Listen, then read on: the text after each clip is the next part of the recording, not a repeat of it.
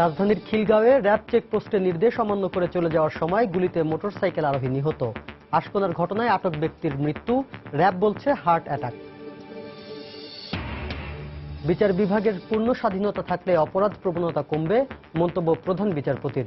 জঙ্গিবাদ বিরোধী কর্মসূচিতে সর্বস্তরের মানুষের স্বতঃস্ফূর্ত অংশগ্রহণ।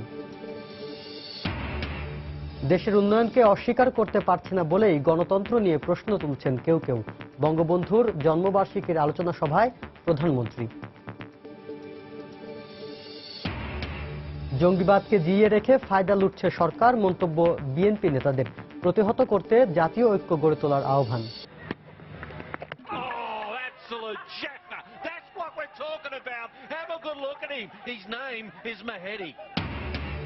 এবং কলম্বো টেস্টের চতুর্থ দিনে টাইগার বোলারদের দাপট, ১০০তম টেস্টের নিয়ন্ত্রণ বাংলাদেশের।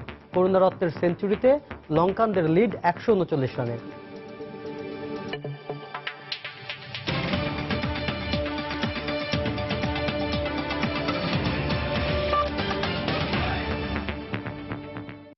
প্রবাসের সময়ে সঙ্গে আছি আমি শাফিন জাহিদ। রাজধানীর খিলগাঁওয়ে র্যাবের চেকপোস্ট এলাকায় গুলিতে একজন নিহত হয়েছে। র্যাবের দাবি, এক মোটরসাইকেল আরোহী চেকপোস্টের নির্দেশ অমান্য করে চলে যাওয়ার চেষ্টা করলে গুলি চালানো হয়। এতে ঘটনাস্থলেই সে নিহত হয়।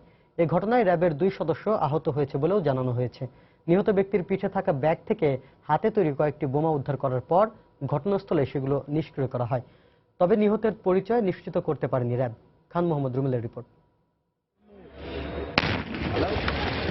খিলগাঁওয়ের শেখের জায়গার ঘটনাস্থলের পাশের নিচু জমিতে শনিবার সকাল ১১টার দিকে উদ্ধারকৃত বোমা নিষ্ক্রিয় করে বোমা নিষ্ক্রিয়কারী দল। র্যাব জানায়, নিহত ব্যক্তির ব্যাগে একটি এবং কোমরের বেল্টে আরেকটি হাতে তৈরি বোমা ছিল। খিলগাঁওয়ের শেখের জায়গা ও নন্দীপাড়ার সংযোগ সড়ক। জনবসতি থেকে কিছুটা দূরে ধানক্ষেতের পাশে র্যাবের অস্থায়ী তল্লাশি চৌকি। ভোর 4:45টার দিকে মোটরসাইকেল নিয়ে র্যাবের চেকপোস্টটি অতিক্রম করার চেষ্টা করে এক যুবক। সন্দেহ হয় গতিরোধের নির্দেশ দেয় র্যাব।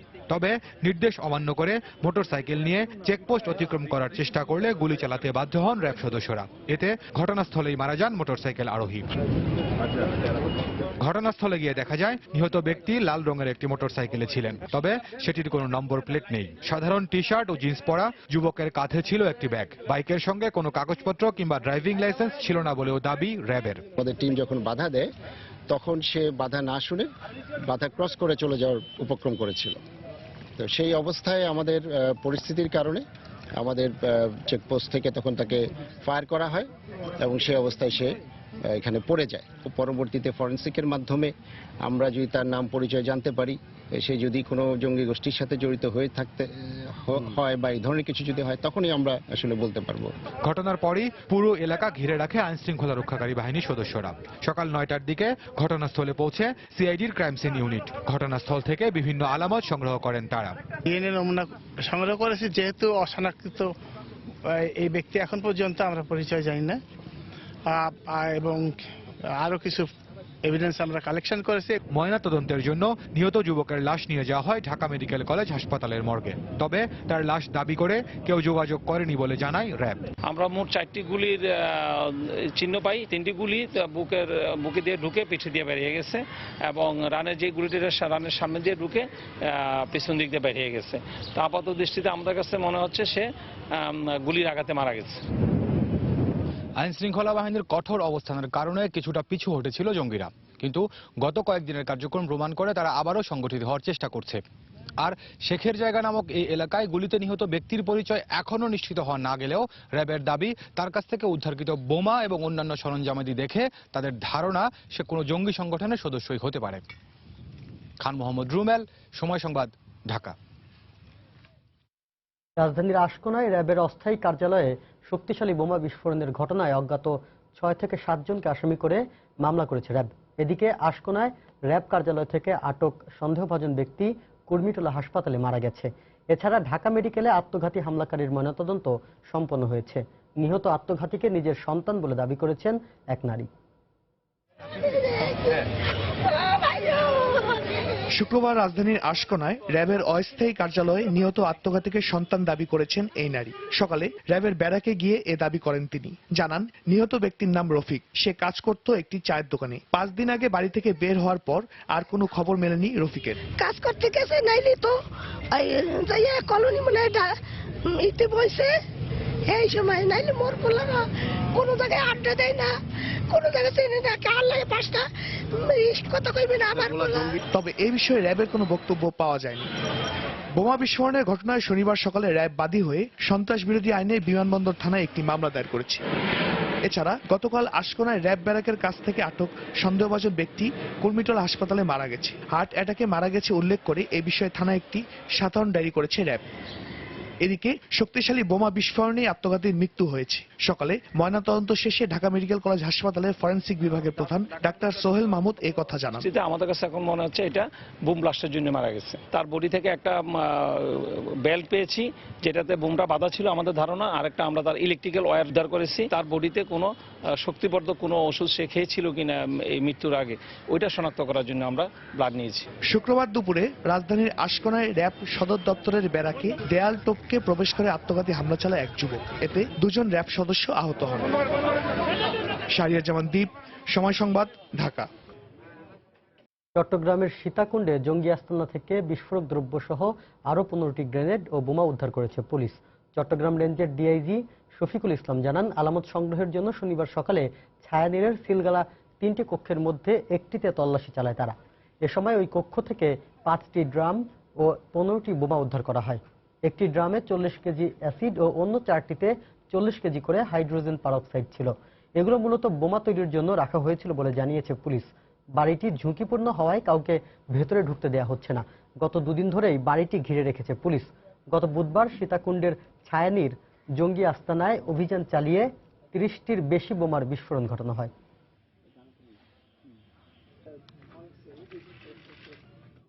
মূলত বাড়িটা আমরা কর্ডন করে রেখেছি কয়েকদিন যাবত। আর এখানে আমাদের যে বিষয়গুলো যে দেখার দরকার, বিশেষ করে আমাদের যে আলামত জব্দ করার বিষয় আছে, এখন অনেকগুলো বোম এখনো ভিতরে আছে, সেগুলো নিয়ে কাজ করছে। বোম ডিসপোজাল ইউনিট তাদের কার্যক্রম শেষ করলে আমাদের সিআইডি টিম এবং পিবিআই টিম তারা ভিতরে ঢুকবে এবং ক্রাইম সিনে যে ম্যানেজমেন্টের যে বিষয়গুলো আছে, সমস্ত বিষয়গুলো আমরা কাজ করব ধীরে ধীরে। ঢাকা চট্টগ্রাম মহাসড়ক কেন্দ্রিক চলা বিভিন্ন উন্নয়ন কাজে নিয়োজিত সংস্থাগুলোতে কর্মরত বিদেশিদের ওপর বড় ধরনের হামলার পরিকল্পনা নিয়েছিল জঙ্গি সংগঠন জেএমবি। এজন্য তারা সীতাকুণ্ড ও মিরসরাইয়ে একাধিক গোপন আস্তানা গড়ে তুলেছিল। একই সঙ্গে বর্তমান সরকারের একজন মন্ত্রীও তাদের টার্গেটে ছিল বলে তথ্য পেয়েছে পুলিশ। মূলত নাশকতা ঘটিয়ে আন্তর্জাতিকভাবে প্রচারের মাধ্যমে মিরসরাইয়ে প্রস্তাবিত অর্থনৈতিক জোনে বিদেশিদের আসা যাওয়া বাধাগ্রস্ত করাই ছিল তাদের লক্ষ্য। সময় সংবাদকে এসব তথ্য নিশ্চিত করেছেন পুলিশের শীর্ষ কর্মকর্তারা। বিস্তারিত কমলদের রিপোর্টে। এক সপ্তাহের ব্যবধানে ঢাকা চট্টগ্রাম মহাসড়কের সীতাকুণ্ড এবং মিরেশ্বরে পাওয়া গেল জঙ্গি সংগঠন নব্য জেএমবির 3টি গোপন আস্তানা। শুধু আশ্রয় নেওয়ার আস্তানা নয়, এইসব হাইট পয়েন্ট ছিল তাদের শক্তিশালী গ্রেনেড ও বোমা তৈরি এবং মজুদের আস্তানা। প্রতিটি আস্তানায় ছিল সর্বনিম্ন 5 থেকে সর্বোচ্চ 30টি পর্যন্ত গ্রেনেড ও বোমা। এমনকি সীতাকুণ্ড নামার বাজার আস্তানায় আত্মঘাতী হামলা চালাতে ব্যর্থ হলো। প্রেমতলার আস্তানায় আত্মঘাতী হামলায় মারা গেছে এক শিশুসহ 4 জঙ্গি। দেশের সবচেয়ে গুরুত্বপূর্ণ ঢাকা চট্টগ্রাম মহাসড়কের পাশে মিরেশ্বরাই গুরুত্বপূর্ণ স্থান হিসেবে পরিচিত। এখানে গড়ে তোলা হচ্ছে দেশের সর্ববৃহৎ ইকোনমিক জোন। বিনিয়োগের আগ্রহ নিয়ে দেশি বিদেশি শিল্প মালিকরাও এখানে আসতে শুরু করেছেন। উন্নয়নকে বাধাগ্রস্ত করবার জন্য বা বিদেশি যারা আছে তাদেরকে এখানে কাজ করার ক্ষেত্রে নিরুৎসাহিত করবার জন্য কোনো একটি মহল এই কাজটি করেছে। সরকারের একজন মন্ত্রীকেও জঙ্গিরা টার্গেট করেছিল বলে গোপন তথ্য পাওয়ার কথা স্বীকার করেছেন চট্টগ্রাম রেঞ্জের ডিআইজি। বোমা এবং অন্যান্য গ্রেনেড ট্রেনেড এগুলা তার বিরুদ্ধে বা তার কোনো জনসভায় ব্যবহারের জন্য এটা মজুত করা হচ্ছিল কিনা সেটি আমরা তদন্ত করে দেখছি। গত বছরের বিভিন্ন সময় অভিযান চালিয়ে সীতাকুণ্ড থেকে নিষিদ্ধ ঘোষিত জঙ্গি সংগঠন আনসারুল্লাহ বাংলা টিম এবং পুরাতন জেএমবির অন্তত 15 জন সদস্যকে গ্রেপ্তার করে পুলিশ। আন্তর্জাতিকভাবে প্রচার পাওয়ার জন্য নব্য জেএমবির আরো বেশ কিছু লক্ষ্যবস্তুর ব্যাপারে তথ্য পেয়েছে পুলিশ। সাধারণত তারা এই ধরনের টার্গেটকে বেছে নেয় যে টার্গেটে তারা বেশি পরিচিতি পায় এবং জনগণ বা বিদেশি বা সবার ভিতরে একটা প্যানিক সৃষ্টি করতে পারে। 90 জেএমবি নেতা মুসা বৃহত্তর চট্টগ্রামে অবস্থান নিয়ে এসব আস্তানা নিয়ন্ত্রণের পাশাপাশি জঙ্গিদের সংগঠিত করছে বলে তথ্য পেয়েছে আইন শৃঙ্খলা বাহিনী। কমল দে, সময় সংবাদ, চট্টগ্রাম। বিচার বিভাগকে পূর্ণ স্বাধীনতা দেয়া হলে দেশে দুর্নীতি, অপরাধ প্রবণতা এবং সন্ত্রাসবাদ কমবে বলে মন্তব্য করেছেন প্রধান বিচারপতি এস.কে. সিনহা। শনিবার দুপুরে রাজধানীর বিচার প্রশাসন প্রশিক্ষণ ইনস্টিটিউটে অনলাইন রেজিস্ট্রেশন কার্যক্রমের উদ্বোধনী অনুষ্ঠানে বক্তব্য রাখেন তিনি। এ সময় প্রধান বিচারপতি আরো বলেন, বিচার বিভাগ সরকারের প্রতিপক্ষ নয়, একটি মহল সরকারকে বিচার বিভাগ নিয়ে ভুল বোঝাচ্ছে।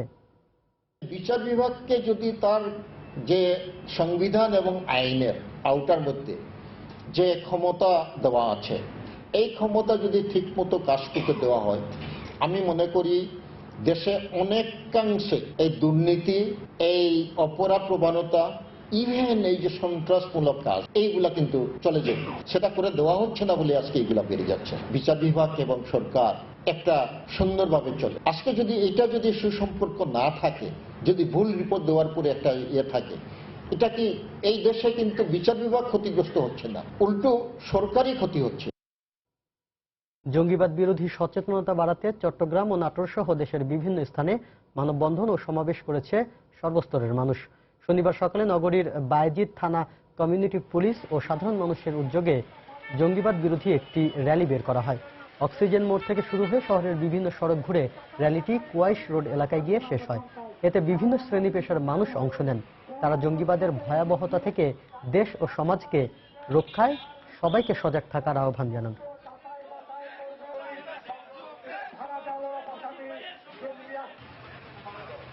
এদিন সকালে নাটোরের আহমদপুর বাজার এলাকায় জঙ্গিবাদ, সন্ত্রাস ও মাদক বিরোধী মানববন্ধন করা হয়। এতে উপজেলা নির্বাহী কর্মকর্তা ও স্থানীয় জনপ্রতিনিধি ছাড়াও বিভিন্ন স্কুল কলেজের শিক্ষার্থীরা অংশ নেন। এ সময় বক্তারা শুধু জঙ্গিবাদ নয়, মাদক মুক্ত সমাজ গড়তে সবাইকে এক হয়ে কাজ করার আহ্বান জানান।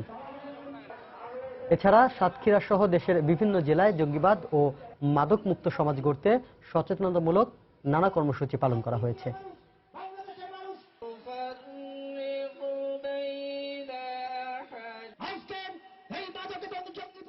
যশোরে নাশকতার পরিকল্পনার অভিযোগে 2 নারী সহ 3 জনকে আটক করেছে পুলিশ। এ সময় তাদের কাছ থেকে বেশ কিছু জঙ্গিবাদী বই এবং বোমা তৈরির সরঞ্জাম উদ্ধার করা হয়েছে। শনিবার বিকেলে শহরের শঙ্করপুর এলাকা থেকে তাদের আটক করা হয়।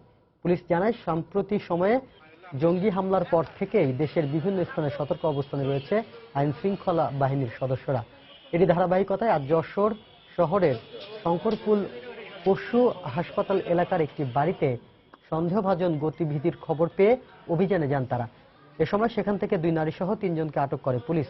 তাদের সাথে এক শিশু রয়েছে বলে জানিয়েছে তারা। আটককৃতরা যশোর শহরের গুরুত্বপূর্ণ স্থানে নাশকতা চালানোর পরিকল্পনা করছিল বলে জানায় পুলিশ।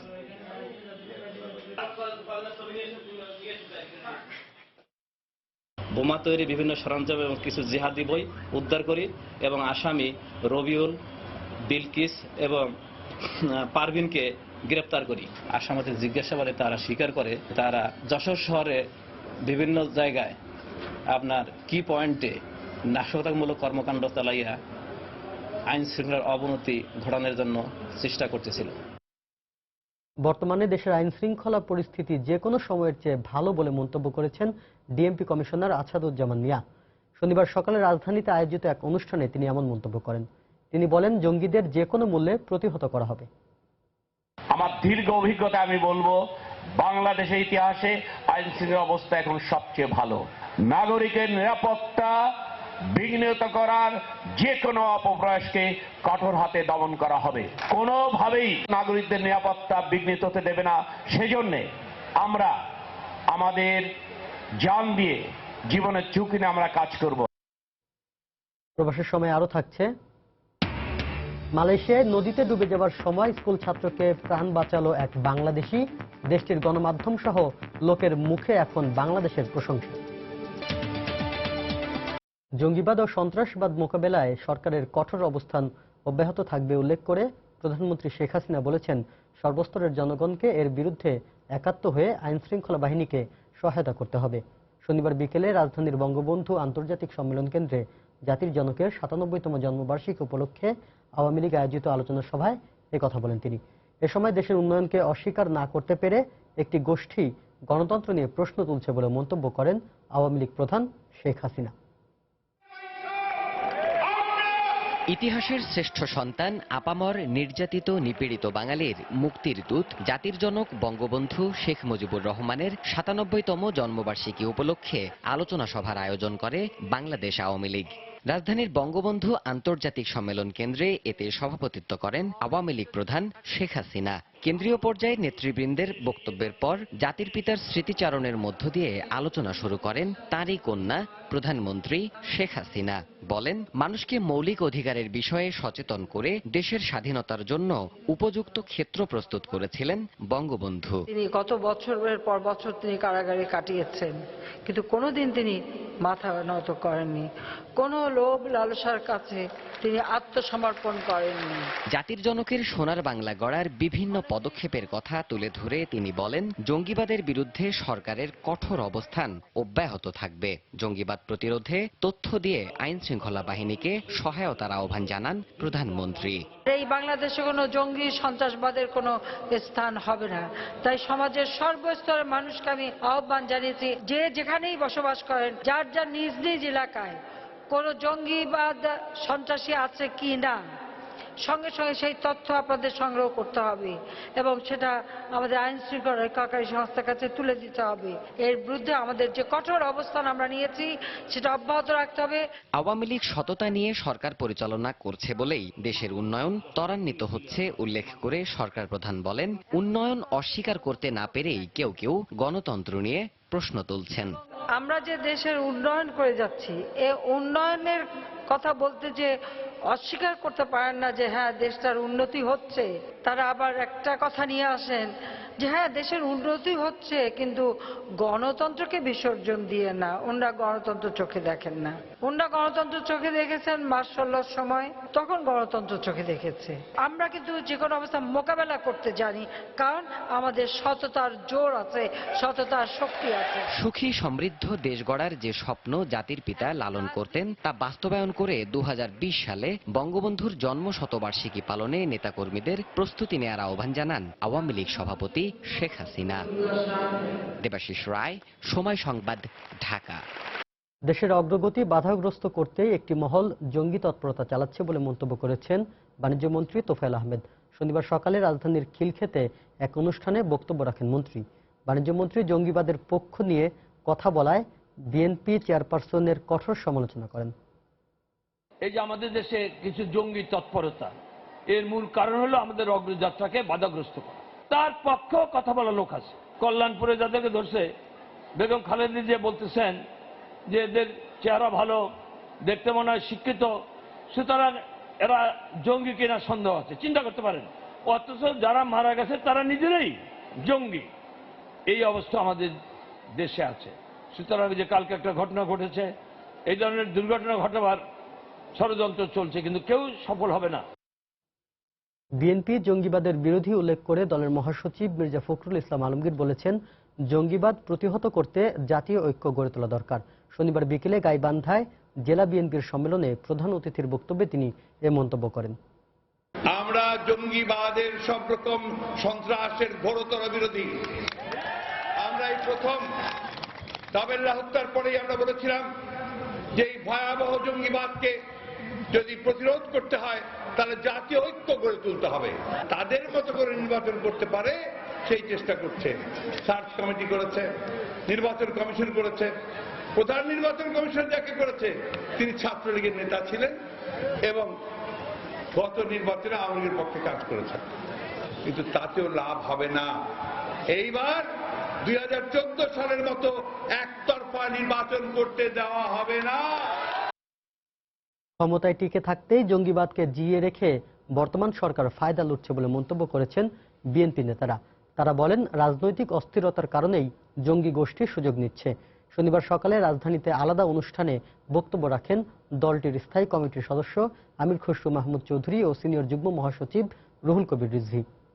জঙ্গিবাদ নির্মূল করার ক্ষেত্রে সরকার আন্তরিক নন। সরকার এই ব্যাপারে কার্যকর পদক্ষেপ গ্রহণ করতে রাজি নন। তারা এটিকে জিইয়ে রাখতে চান, কারণ এই সমস্ত ধোঁয়াশা তুলে আপনার নিজেদের অবৈধ ক্ষমতাকে টিকিয়ে রাখাটাই হচ্ছে তাদের মূল বিষয়। আমরা সরকারে আবারও মনে করিয়ে দিতে চাই যে এই দানবীয় শক্তিকে দমন করতে হলে, রোধ করতে হলে জাতীয় ঐক্যের অবশ্যই প্রয়োজন আছে। বিএনপি চেয়ারপারসন বেগম খালেদা জিয়ার ছোট ছেলে আরাফাত রহমান কোকর শ্বশুর প্রকৌশলী এইচ.এম. হাসান রেজা মারা গেছেন। ইন্না লিল্লাহি ওয়া ইন্না ইলাইহি রাজিউন। শনিবার দুপুরে রাজধানীর ইউনাইটেড হাসপাতালে তিনি মৃত্যুবরণ করেন। সন্ধ্যায় মরহুমের মরদেহ বেগম জিয়ার বাসভবনে নিয়ে আসা হয়। সেখান থেকে পরে তার নিজ বাসভবন বনানী ডিওএইচএসে নিয়ে যাওয়া হয়। প্রকৌশলী রেজা দীর্ঘদিন ধরে লিভার ক্যান্সারে আক্রান্ত ছিলেন। অসুস্থ অবস্থায় গত কয়েকদিন ধরে গুলশানের ওই হাসপাতালে চিকিৎসাধীন ছিলেন তিনি। তার মৃত্যুতে বেগম জিয়া ও দলটির মহাসচিব মির্জা ফখরুল ইসলাম আলমগীর শোক প্রকাশ করেছেন। প্রবাসের সময় আরো থাকছে।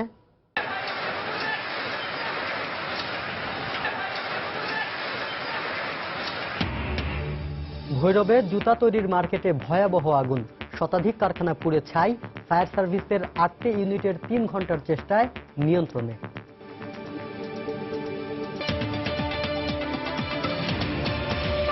এবার প্রবাসের খবর। মালয়েশিয়ার এক স্কুল ছাত্রের প্রাণ বাঁচিয়ে বিদেশে দেশের নাম উজ্জ্বল করেছেন এক প্রবাসী বাংলাদেশি। তবে তার নাম পরিচয় এখনো জানা যায়নি। স্থানীয় গণমাধ্যম জানায়, শুক্রবার বিকেলে একই স্কুলে 8 শিক্ষার্থী দেশটির বুকিত বেরনতুংয়ের নদীতে মাছ ধরতে যায়। পরে প্রচণ্ড স্রোতে ভেসে যায় তারা। তাদের একজন ব্রিজের নিচে থাকা পাইপের সঙ্গে আটকা পড়ে উদ্ধারের জন্য চিৎকার করতে থাকে। এ সময় নদীর পাড় ধরে বাসায় ফিরছিলেন ওই বাংলাদেশি। তিনি তাকে উদ্ধার করেন এবং স্থানীয়দের খবর দেন। পরে ডুবুরি এবং দমকল বাহিনীর প্রচেষ্টায় 5 জনের মরদেহ উদ্ধার করা হয়। নিখোঁজ রয়েছে আরো 2 জন। নিজের জীবন বাজি রেখে দুর্ঘটনা থেকে ওই স্কুল শিক্ষার্থীকে উদ্ধার করায় ওই অঞ্চলে এখন বাংলাদেশের সুনাম সবার মুখে। Seorang murid Muhammad Syahir Azman 7 tahun selamat manakala mayat 2 beradik. ঘুষের বিনিময়ে প্রবাসীদের সুযোগ সুবিধা দেওয়ার অভিযোগে 10 ইমিগ্রেশন কর্মকর্তাকে আটক করেছে মালয়েশিয়ার দুর্নীতি দমন কমিশন। পরে তাদের 7 দিনের রিমান্ডে পাঠিয়েছে দেশটির আদালত। স্থানীয় গণমাধ্যমে ইমিগ্রেশন কর্মকর্তাদের দুর্নীতির খবর প্রকাশের পর বুধবার সারাওয়াক রাজ্যের অভিবাসন বিভাগ সদর দপ্তরে অভিযান চালায় মালয়েশিয়ার দুর্নীতি দমন কমিশন। পরে প্রাথমিক অভিযোগের ভিত্তিতে 10 কর্মকর্তাকে আটক করে MACC। গ্রেফতার হওয়া 10 জনের মধ্যে 6 জনই নারী কর্মকর্তা বলে জানা গেছে। তাদের বিরুদ্ধে বাংলাদেশ সহ বেশ কিছু দেশের শ্রমিকদের কাছ থেকে ঘুষ গ্রহণের অভিযোগ রয়েছে। অন্যদিকে অভিযোগ প্রমাণিত হলে দেশের আইন অনুযায়ী তাদের কঠোর শাস্তি পেতে হবে বলে জানিয়েছেন দেশটির ইমিগ্রেশন বিভাগের মহাপরিচালক। Kesemua mereka ditahan berusia antara 33 hingga 5 tahun. Kes disiasat mengikut Seksyen 17A Akta Suruhanjaya. BNP রাজনৈতিক দলের চরিত্র হারিয়েছে বলে মন্তব্য করেছেন আওয়ামী লীগের যুগ্ম সাধারণ সম্পাদক ডাক্তার দীপুমণি। তিনি বলেন, আবারও নির্বাচন প্রক্রিয়া প্রশ্নবিদ্ধ করে নির্বাচনকে বাধাগ্রস্ত করার ষড়যন্ত্রে লিপ্ত রয়েছে বিএনপি। শুক্রবার নিউ ইয়র্কে বঙ্গবন্ধু শেখ মুজিবুর রহমানের 97তম জন্মবার্ষিকী উপলক্ষে আয়োজিত এক আলোচনা সভায় প্রধান অতিথির বক্তব্যে তিনি একথা বলেন। জ্যাকসন হাইটসের পালকি পার্টি সেন্টারে যুক্তরাষ্ট্র শ্রমিক লীগ আয়োজিত এই আলোচনায় সভাপতিত্ব করেন সংগঠনের সভাপতি আজিজুল হক খোকন। এতে আরও বক্তব্য রাখেন যুক্তরাষ্ট্র আওয়ামী লীগের ভারপ্রাপ্ত সভাপতি সৈয়দ বশরত আলী, ডাক্তার মাসুদুল হাসান সহ আরও অনেকে। পরে নিউ ইয়র্ক স্টেট আওয়ামী লীগের আয়োজনে জাতির জনকের জন্মদিন পালনের অনুষ্ঠানেও যোগ দেন দীপুমণি।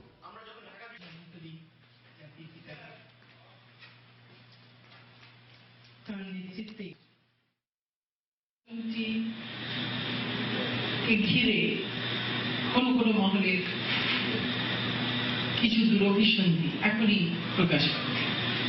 তারা এই বিএনপি জামাত তারা নির্বাচনের পুরো প্রক্রিয়া নিয়ে আবারও প্রশ্ন তুলছে, অথচ এটি সংবিধানে যা আছে ঠিক সেভাবেই হবার কথা। তারা একটি অস্থিতিশীল পরিস্থিতি আবারও সৃষ্টি করবার তারা করছে। এদিকে যথাযোগ্য মর্যাদায় বিশ্বের বিভিন্ন দেশে পালিত হয়েছে বঙ্গবন্ধু শেখ মুজিবুর রহমানের 97তম জন্মবার্ষিকী। দূতাবাস ও প্রবাসী বাংলাদেশিদের উদ্যোগে বঙ্গবন্ধুকে নিয়ে চিত্রাঙ্কন প্রতিযোগিতা, আলোচনা সভা ও স্মৃতিচারণ অনুষ্ঠানের আয়োজন করা হয়। আমাদের অস্ট্রেলিয়া, সৌদি আরব, কুয়েত ও আরব আমিরাতের প্রতিনিধিদের পাঠানো তথ্য ও ছবি নিয়ে ডেস্ক রিপোর্ট। গীতি কবিতায় বঙ্গবন্ধু নামে এক নাগরিক সন্ধ্যা ও আলোচনা সভার আয়োজনের মধ্য দিয়ে অস্ট্রেলিয়ার সিডনিতে উদযাপন করা হয় জাতির জনক বঙ্গবন্ধু শেখ মুজিবুর রহমানের ৯৭তম জন্মবার্ষিকী। মনোমুগ্ধকর এ অনুষ্ঠানে সভাপতিত্ব করেন অস্ট্রেলিয়ায় নিযুক্ত বাংলাদেশের রাষ্ট্রদূত কাজী ইমতিয়াজ আহমেদ। এছাড়াও অস্ট্রেলিয়ায় বসবাসরত বিভিন্ন শ্রেণী পেশার বহু প্রবাসী বাংলাদেশী এতে অংশ নেন। অনুষ্ঠানে পরিবেশিত গীতি কবিতা এবং স্মৃতিচারণায় উঠে আসে বঙ্গবন্ধুর বর্ণিল জীবন। সৌদি আরবের রিয়াদে বাংলাদেশ দূতাবাস চত্বরেও নানা আনুষ্ঠানিকতায় বঙ্গবন্ধুর জন্মবার্ষিকী ও জাতীয় শিশু দিবস উদযাপন করা হয়েছে। শুক্রবার বিকেলে দূতাবাস চত্বরে আয়োজিত আলোচনা সভায় সভাপতিত্ব করেন রাষ্ট্রদূত গোলাম মসিহ। এর আগে দিবসটি উপলক্ষে দূতাবাস প্রাঙ্গণে রিয়াদের বাংলাদেশ ইন্টারন্যাশনাল স্কুলের ক্ষুদে শিক্ষার্থীদের অংশগ্রহণে চিত্রাঙ্কন প্রতিযোগিতা অনুষ্ঠিত হয়।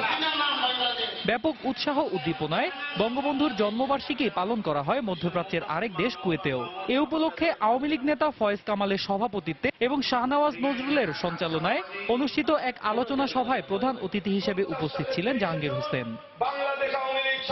সংযুক্ত আরব আমিরাতের বাংলাদেশ দূতাবাসেও যথাযথ মর্যাদায় পালিত হয় জাতির জনকের ৯৭তম জন্মবার্ষিকী। দিবসটি উপলক্ষে আলোচনা সভা ও সাংস্কৃতিক অনুষ্ঠানের আয়োজন করা হয়। অন্যয় কর্মকার, সময় সংবাদ। বাসাবাড়িতে গ্যাস সংযোগের পরিবর্তে এলপি গ্যাস ব্যবহার করতে আহ্বান জানিয়েছেন বিদ্যুৎ ও জ্বালানি প্রতিমন্ত্রী নসরুল হামিদ। শনিবার সকালে টাঙ্গাইলে একটি অনুষ্ঠানে অংশ নিতে গিয়ে সাংবাদিকদের তিনি কথা বলেন। এ সময় শিল্প কারখানায় গ্যাস ব্যবহার লাভজনক বলেও জানান তিনি। কস্ট অফ অপরচুনিটি দেখতে হবে, গ্যাসের চুলাতে ব্যবহার করা এই গ্যাস আমাদের মহামূল্য সম্পদ বেটার নাকি আমাদের ইন্ডাস্ট্রিতে ব্যবহার। আমরা যদি ইন্ডাস্ট্রিতে দেই তার প্রোডাক্টিভিটি অনেক বেশি বেড়ে যায়। এখানে আমাদের ইন্ডাস্ট্রিতে যে জিনিস তৈরি হয় সেগুলো আমরা এক্সপোর্ট করতে পারি। কেবল তাই না, আমাদের একটা বিরাট কর্মসংস্থানের ব্যবস্থা করা। কুমিল্লা সিটি কর্পোরেশন নির্বাচন কমিশনের জন্য একটি পরীক্ষা। এ পরীক্ষায় উত্তীর্ণ হতে কমিশন বদ্ধপরিকর বলে জানিয়েছেন নির্বাচন কমিশনার মাহবুব তালুকদার। শনিবার দুপুরে কুমিল্লা টাউন হলে প্রার্থীদের সঙ্গে মতবিনিময় সভায় তিনি কথা বলেন। এ সময় অবাধ, সুষ্ঠু ও নিরপেক্ষ নির্বাচন করতে কমিশনের প্রতি আহ্বান জানান প্রার্থীরা। কুমিল্লা থেকে রাশেদ লিমনের রিপোর্ট। কুমিল্লা সিটি কর্পোরেশন নির্বাচনকে সামনে রেখে শনিবার মেয়র, সাধারণ কাউন্সিলর ও সংরক্ষিত মহিলা কাউন্সিলর প্রার্থীদের সঙ্গে মতবিনিময় সভার আয়োজন করে নির্বাচন কমিশন। এতে সুষ্ঠু ও নিরপেক্ষ নির্বাচন নিশ্চিত করতে নির্বাচন কমিশনের প্রতি আহ্বান জানান প্রার্থীরা। কমিশনার সাহেবের কাছে আমার আবেদন থাকবে, এদিকে নির্বাচনকে কেন্দ্র করে বহিরাগতরা যেন কোনো অপ্রীতিকর ঘটনা ঘটাতে না পারে সেদিকে আইনশৃঙ্খলা রক্ষাকারী বাহিনীর নজরদারি আরও জোরদার করার আহ্বান জানান আওয়ামী লীগ মনোনীত প্রার্থী আঞ্জুম সুলতানা সীমা। কিছু অভিযোগ তুলে ধরেন বিএনপি মনোনীত প্রার্থী মনিরুল হক সাক্কু। সকলে যাতে নির্ভয়ে ঘর থেকে বের হয়ে কেন্দ্রে গিয়ে তাদের ভোট প্রদান করতে পারে এবং ভোট প্রদান করার পর তারা নির্বিঘ্নে আবার ঘরে ফিরে যেতে পারে। আমি চাই সুন্দর সুষ্ঠু নির্বাচন হোক। প্রতিটা ওয়ার্ডে একটা জুটিল ম্যাজিস্ট্রেট দেওয়া হোক। উনি সকাল ৮টা থেকে বিকাল ৫টা পর্যন্ত থাকে। আইন শৃঙ্খলা রক্ষা বাহিনীর পক্ষে প্রার্থী ও ভোটারদের দেয়া হয় সুষ্ঠু নির্বাচনের প্রতিশ্রুতি। নির্বাচনী এলাকাটি আছে, আমরা এখানে যে কোনো ধরনের অপতৎপরতা দমনে সদা তৎপর আছি। কমিশনের গ্রহণযোগ্যতা প্রমাণের জন্য এই নির্বাচনকে কোনোভাবেই প্রভাবিত হতে দেয়া হবে না বলে জানান নির্বাচন কমিশনাররা। সুষ্ঠু পরিবেশে আপনারা নিরাপদে ভোট দিয়ে নিরাপদে ঘরে ফিরে যেতে পারবে, এই আশ্বাস বাণী কিন্তু আপনাদের ভোটারকে শোনাতে হবে। কুমিল্লা সিটি কর্পোরেশন নির্বাচন এই নতুন কমিশনের জন্য এক মহা পরীক্ষা। এই পরীক্ষায় আমরা উত্তীর্ণ হতে চাই। নির্বাচন সংশ্লিষ্ট কর্মকর্তাদের বলছি, কোনো প্রকার শিথিলতা বরদাস্ত করা হবে না। আগামী ৩০ মার্চ কুমিল্লা সিটি কর্পোরেশন নির্বাচনের ভোট গ্রহণ অনুষ্ঠিত হবে। বিশেষ বিধান আইন। রাশেদ লিমন, সময় সংবাদ, কুমিল্লা। শরীয়তপুর, বরিশাল সহ দেশের বিভিন্ন স্থানে ঝোড়ো হাওয়া সহ হঠাৎ শিলাবৃষ্টি হয়েছে। এতে বিপর্যস্ত হয়ে পড়ে জনজীবন। এদিকে অসময়ের বৃষ্টিতে মেহেরপুরে ক্ষতিগ্রস্ত হয়েছে পেঁয়াজের বীজতলা। এতে পেঁয়াজ চাষে নেতিবাচক প্রভাব পড়বে বলে আশঙ্কা চাষিদের। ব্যুরো ও জেলা প্রতিনিধিদের পাঠানো তথ্য ও ছবিতে ডেস্ক রিপোর্ট। শনিবার সকালে শরীয়তপুরের আকাশ হঠাৎ করে মেঘাচ্ছন্ন হয়ে পড়ে। এরপর দিনভর দফায় দফায় শুরু হয় শিলাবৃষ্টি। সেই সাথে ঝড়ো বাতাসের কারণে বিপাকে পড়েন সাধারণ মানুষ। বৃষ্টিতে বোরো ধানের কিছুটা উপকার হলেও শিলাবৃষ্টি আমের মুকুলের জন্য ক্ষতিকর বলে জানান চাষিরা। শিলাবৃষ্টির কারণে আমরা ঘর থেকে বের হতে পারি না, ভয়ে প্রচুর পরিমাণ শিল পড়ছে। আমার কাজ কামে সব দিক দিয়ে লস হচ্ছে। শিল পড়ায় আমের বোল, এরপরে ধরেন ধন্যা কালিজিরা, এগুলি শাকসবজি, এগুলি খুব ক্ষতি হয়ে যাবে। বরিশালও নামে মৌসুমের প্রথম শিলাবৃষ্টি। এ সময় রাস্তাঘাটে মানুষের চলাচল কমে আসে, ব্যাহত হয় দিনের স্বাভাবিক জীবনযাত্রা। শনিবার 3.6 মিলিমিটার বৃষ্টিপাত রেকর্ড করে আবহাওয়া অফিস। এদিকে হঠাৎ বৃষ্টিতে মেহেরপুরের মুজিবনগরে ক্ষতিগ্রস্ত হয়েছে কয়েক হেক্টর জমির পেঁয়াজের বীজ। অসময়ে বৃষ্টির কারণে বিবর্ণ রং ধারণ করেছে বীজের ফুল, দেখা দিয়েছে রোগবালাই। এ অবস্থায় চরম লোকসানের আশঙ্কা করছেন চাষিরা। তবে ক্ষতি কাটিয়ে উঠতে নানা পরামর্শ দিচ্ছেন কৃষি কর্মকর্তারা। বৃষ্টির কারণে বীজ প্রচুর ক্ষতি হয়ে গেছে। তা আগামীতে আমরা যদি এইভাবে ক্ষয়ক্ষতির হাত থেকে উৎক্ষা না পাই, তাহলে আগামীতে আমরা এত বীজ কিনে চাষ করা আমাদের পক্ষে সম্ভব হবে না। গত কয়েকদিন আগে বৃষ্টির কারণে বীজগুলো সব নষ্ট হয়ে গেছে। আমরা আশা করছি যে আর যদি কোনো ঝড় বৃষ্টি না হয় তাহলে আশানুরূপ ফল পাওয়া যাবে। এবার মেহেরপুর জেলায় 22 হেক্টর জমিতে পেঁয়াজের আবাদ হয়েছে বলে জানিয়েছে কৃষি বিভাগ। সাবিত সারওয়ার, সময় সংবাদ। ভৈরবে জুতা কারখানার মার্কেটে ভয়াবহ অগ্নিকাণ্ড হয়েছে। এ ঘটনায় শতাধিক দোকানের মালামাল আগুনে পুড়ে ছাই হয়ে গেছে। ফায়ার সার্ভিস প্রায় 3 ঘন্টার চেষ্টায় আগুন নিয়ন্ত্রণে আনে। ফায়ার সার্ভিস ও প্রত্যক্ষদর্শীরা জানায়, শনিবার বিকেল 5টার দিকে শহরের কমলপুর এলাকার হাজি ফুল মিয়া পাদুকা মার্কেটের একটি জুতার কারখানায় রাসায়নিক দ্রব্য থেকে আগুনের সূত্রপাত হয়। মুহূর্তেই তা ছড়িয়ে পড়ে চারদিকে। খবর পেয়ে ফায়ার সার্ভিসের 8টি ইউনিট এসে আগুন নিয়ন্ত্রণের কাজ শুরু করে। পরে স্থানীয়দের সহায়তায় প্রায় 3 ঘন্টার চেষ্টায় আগুন নিয়ন্ত্রণে আসে। আগুনে শতাধিক জুতা কারখানা পুড়ে গেলেও কোনো হতাহতের খবর পাওয়া যায়নি।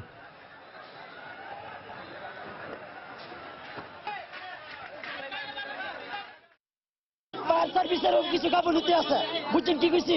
ফায়ার সার্ভিস এখানে আরো ফায়ার সার্ভিস আমি মনে করি আরো অনেক ফায়ার সার্ভিস দরকার আছে এখানে। আগুনের ভয়াবহতা থেকে পার্শ্ববর্তী স্টেশন সমূহ যথেষ্ট টাইমে চলে আসে এবং আগুন প্রায় আনুমানিক 2-3 ঘন্টা চেষ্টার পর আগুন পুরোপুরি নিয়ন্ত্রণে আসে। বন্ধু রহ রহ সাথে, এমন শিরোনামে আয়োজিত আবৃত্তি ও সঙ্গীতের মধ্য দিয়ে স্মরণ করা হলো ছায়ানটের প্রতিষ্ঠাতা শিল্পী ওয়াহিদুল হক ও চিত্রশিল্পী কাইয়ুম চৌধুরীকে। শনিবার সন্ধ্যায় রাজধানীর ছায়ানট মিলনায়তনে অনুষ্ঠিত হয় এই অনুষ্ঠানে বাংলা সংস্কৃতিতে এ দুজন ব্যক্তির অবদানের কথা তুলে ধরেন আমন্ত্রিত অতিথিরা। এর আগে কাইয়ুম চৌধুরীর জীবন নিয়ে বাংলাদেশ ফিল্ম অ্যান্ড টেলিভিশন একাডেমির নির্মিত একটি প্রামাণ্যচিত্র প্রদর্শিত হয়। এরপর অনুষ্ঠিত হয় একক আবৃত্তি ও সঙ্গীতানুষ্ঠান। একক আবৃত্তিতে অংশ নেন শামিমা নাজনীন, ফারহানা সোহেলি ও প্রদীপ কুমার আগারওয়াল। এছাড়াও ওয়াহিদুল হকের কর্মময় জীবনের ওপর আলোচনা করেন নাট্য ব্যক্তিত্ব সৈয়দ হাসান ইমাম, সমরজিৎ রায় মজুমদার সহ আরো অনেকে। আলোচনা শেষে ছিল জহিরুল হক খানের নির্দেশনায় রবীন্দ্রনাথের শ্রুতি নাটক রসের রশির মঞ্চায়ন।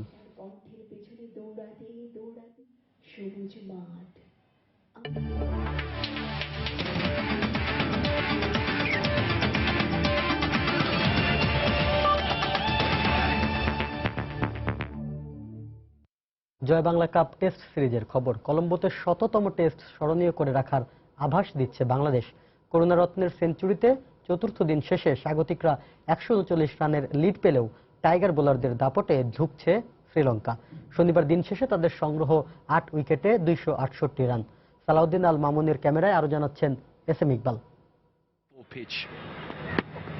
ওভালের সকালটাই শুরু রৌদ্র ঝলকানি দিয়ে, যাতে দুটি ছড়ালো মিরাজের ডেলিভারি আর হকচকিত উপুল থারাঙ্গা। তখনই অনুমান করা গিয়েছিল দিনটা বুঝি হতে চলেছে বাংলাদেশের। তবে এরপরই করুণারত্নে আর কুশাল মেন্ডিসের ব্যাটে শক্ত প্রতিরোধ লঙ্কানদের, যা চলল লাঞ্চ অব্দি। বিরতি থেকে ফিরে মুস্তাফিজের জোড়া আঘাত, মেন্ডিস কাটা পড়েন কাটার মাস্টারের বলে। এরপর ইনফর্ম চান্ডিমালকেও বোকা বানান মুস্তাফ। আবারও স্বপ্নের শাখা প্রশাখায় হাতছানি ইতিহাসের। 176 থেকে 190, এর মধ্যে স্বাগতিকরা হারালো তাদের মূল্যবান 3 উইকেট। প্রতিপক্ষের মিডল অর্ডারদের ধসিয়ে দিতে সামনে থেকে নেতৃত্ব দিলেন সাকিব। ডিসিলভাকে ফিরিয়ে ভূমিকা রেখেছেন মুস্তাফিজও। শেষ বিকেলে সম্ভাবনা রুকি, কিন্তু গলার কাটা সেঞ্চুরিয়ান করুণারত্নে 217 রানে তাকে উপড়ানোর দায়িত্বে বিশ্বসেরা অলরাউন্ডার। এরপরে তাইজুলে কাটা হেরাত। পালা এবার যত তাড়াতাড়ি থামানো যায় সিংহদের। প্রথম ইনিংসে দৃঢ়তা দেখানো লঙ্কান টেলেন্ডার্সদের আবারও প্রতিরোধের চেষ্টা, তাতে কোনো বিপর্যয় না পড়ে 8 উইকেটে দিন শেষ করেছে স্বাগতিকরা। আরও একটি ভালো দিন, যাতে সম্ভাবনা রুকি ইতিহাস রচনার। এখন দরকার দুটি ভালো বল, সেই সঙ্গে দ্বিতীয় ইনিংসে ব্যাটিং দৃঢ়তার।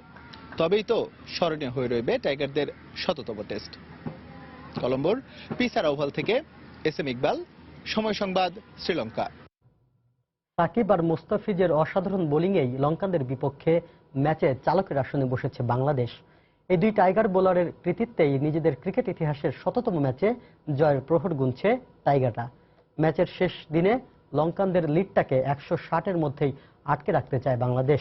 শনিবার দিন শেষে এমনটাই জানিয়েছেন টাইগারদের অভিষিক্ত ক্রিকেটার মোসাদ্দেক হোসেন সৈকত। অন্যদিকে স্বাগতিকদের হয়ে দ্বিতীয় ইনিংসে সেঞ্চুরি করা করুণারত্নে চান লিডটাকে 200-র কোটায় নিয়ে যেতে। মুস্তাফিজ মানে one of the best pace bowler এখন ওয়ার্ল্ডে, এবং সাকিব ভাই তো বরাবরের মতোই বেস্ট। তো আসলে তাদের দুজনের কি দায়িত্ব, তারা সেটা খুব ভালো করে জানে যে টিমে তাদের দায়িত্বটা কি, এবং তারা সেটা পালন করার চেষ্টা করছে। তারা জানে যে কি করা লাগবে এই সময়টা, তারা শুধু এটা ইউজ করছে এবং আমরা সাকসেস হয়েছি। ওদের রান খুব বেশি এখনো হয় নাই, 135-40-এর মতো হয়েছে। তো আমরা চেষ্টা করবো 160-এর মধ্যে ক্লোজ করা। যদি আমরা 160-এর মধ্যে তাদের অল আউট করতে পারি, সেটা আমাদের জন্য খুব একটা ডিফিকাল্ট হবে না জেতাটা। আমার মনে হয় আমাদের টেলেন্ডাররা এখন যারা আছেন তারা যদি ভালো ব্যাটিং করেন তাহলে 200 লিড নেওয়া সম্ভব, এবং সেটি করতে পারলেই আমরা খুশি থাকবো। এ পর্যায়ে শীর্ষ সংবাদ জানিয়ে দিচ্ছে আরেকবার। রাজধানীর খিলগাঁওয়ে র্যাব চেকপোস্টের নির্দেশ অমান্য করে চলে যাওয়ার সময় গুলিতে মোটরসাইকেল আরোহী নিহত। আশকোনার ঘটনায় আটক ব্যক্তির মৃত্যু, র্যাব বলছে হার্ট অ্যাটাক। বিচার বিভাগের পূর্ণ স্বাধীনতা থাকলে অপরাধ প্রবণতা কমবে, মন্তব্য প্রধান বিচারপতির। জঙ্গিবাদ বিরোধী কর্মসূচিতে সর্বস্তরের মানুষের স্বতঃস্ফূর্ত অংশগ্রহণ। দেশের উন্নয়নকে অস্বীকার করতে পারছে না বলেই গণতন্ত্র নিয়ে প্রশ্ন তুলছেন কেউ কেউ। বঙ্গবন্ধুর জন্মবার্ষিকীর আলোচনা সভায় প্রধানমন্ত্রী। জঙ্গিবাদকে জিইয়ে রেখে ফায়দা লুটছে সরকার, মন্তব্য বিএনপি নেতাদের। প্রতিহত করতে জাতীয় ঐক্য গড়ে তোলার আহ্বান।